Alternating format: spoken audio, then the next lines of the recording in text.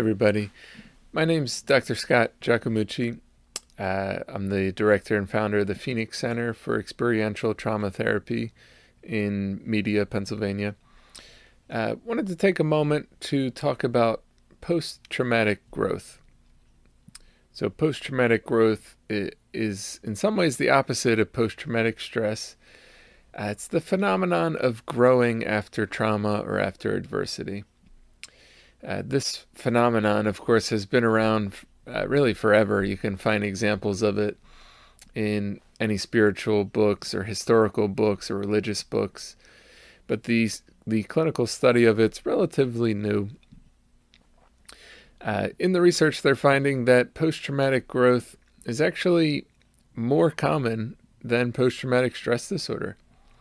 2 out of 3 trauma survivors report some sort of growth after experiencing trauma or adversity, whereas only 1 out of 4 adults that experience trauma will develop post-traumatic stress disorder. So you're almost 2.5 times more likely to experience growth after trauma than you are to develop PTSD. Now, these 2 different experiences can exist concurrently at the same time, so it's not uncommon that one might experience post-traumatic growth and post-traumatic stress at the same time. But I find the idea and just talking about post-traumatic growth to be incredibly hopeful for my clients. Many times as trauma therapists, we can get overly focused on the trauma itself. And there's definitely a place for talking about the trauma and addressing the trauma directly. Many of the clients I've worked with have been in therapy for years, and they've told their trauma stories again and again. And they're wondering, where do I go from here? I've told the story, and it's been helpful to be seen and heard to some degree, but I need some sort of roadmap of now what? And so the concept of post-traumatic growth really gives us a direction and guidance on what it looks like in general to grow after trauma, what it looks like for someone to really tap into post-traumatic growth and healing and transformation after experiencing trauma or after working through post-traumatic stress symptoms.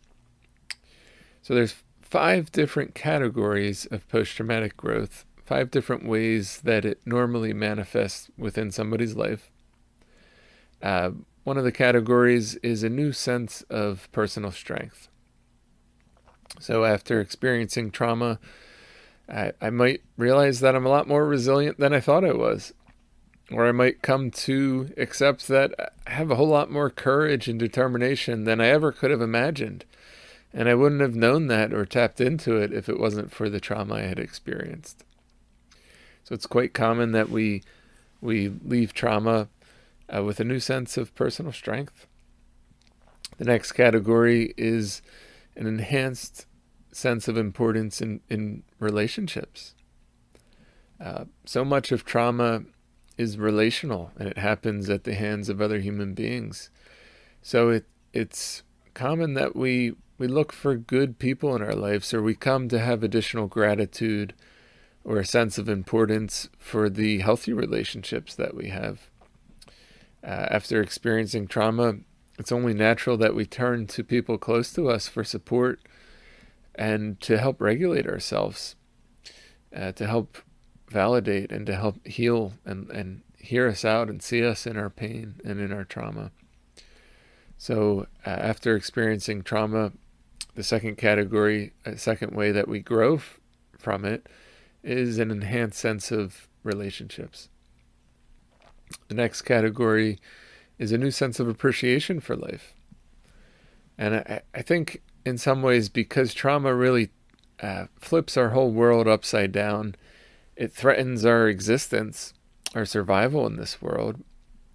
It really challenges us existentially in many ways and can help us be more grateful for the good things in life, to further appreciate the little things, to appreciate what we do have, and to appreciate all the goodness in life.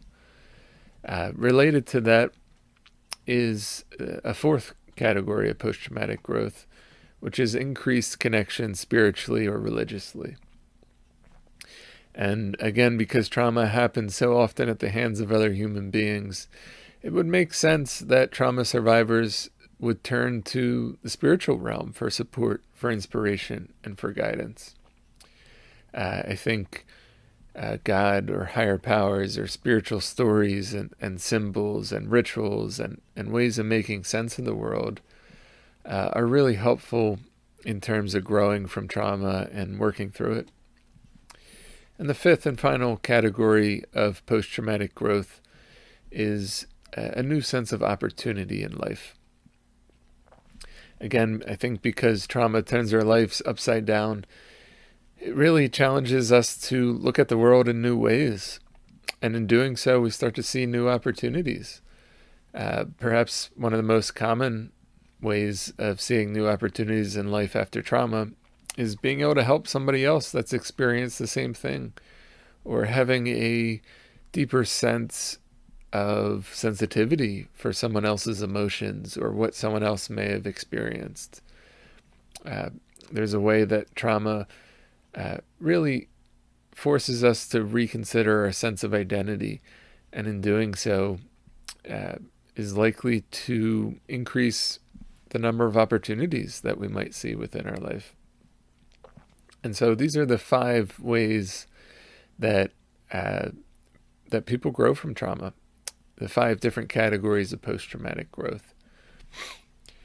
And so in your own journey of healing from trauma, or if you're a professional working with clients healing from trauma, I find the ideas of post-traumatic growth and the different domains of post-traumatic growth to be very helpful, providing a framework, a template in some sense, of what it could look like or what we want it to look like in the future, working through trauma. My approach to trauma is experiential in that I'm using body-oriented approaches or somatic approaches or experiential action-based approaches such as EMDR therapy or psychodrama therapy. And really, no matter what I'm using, I'm following a clinical map, a 3-stage clinical map that helps me safely and effectively work with trauma. The first phase is working with strengths. So establishing safety, providing education, and working with strengths. Only once those tasks have been completed do I move on to the next phase, which is addressing the trauma directly. And after we've worked with the trauma, the third phase is this phase of post-traumatic growth, focusing on integration, focusing on the future, focusing on transformation and meaning making. One of the pitfalls that I see within the trauma therapy community is that sometimes we have a tendency to go straight for the trauma without doing the strength-based work, which I think is problematic often and can be re-traumatizing for clients and is really unhelpful. Or we might do the strength-based work, go on to address the trauma and do some sort of trauma processing, and then just stop there, forgetting and missing out on all the opportunity of focusing on post-traumatic growth and the importance of helping the client integrate their experience going forward. For professionals, there's also a subfield of research within the post-traumatic growth field. It's called vicarious post-traumatic growth. And I think this is something that we really don't talk about enough. I actually haven't heard anyone else talk about it. I stumbled upon it as I was doing research for my new book. And I hadn't even heard of it until I read about it. By the way, if you're interested in the book, you can find a link to it in the description here. It's published online, open access, so you can access the entire 450-page ebook for free. But the idea of vicarious post-traumatic growth is that professionals vicariously grow because of their work with trauma survivors. So in some ways, it's the opposite of vicarious trauma. And I know from my own experience as a therapist, as an educator, that this is really true.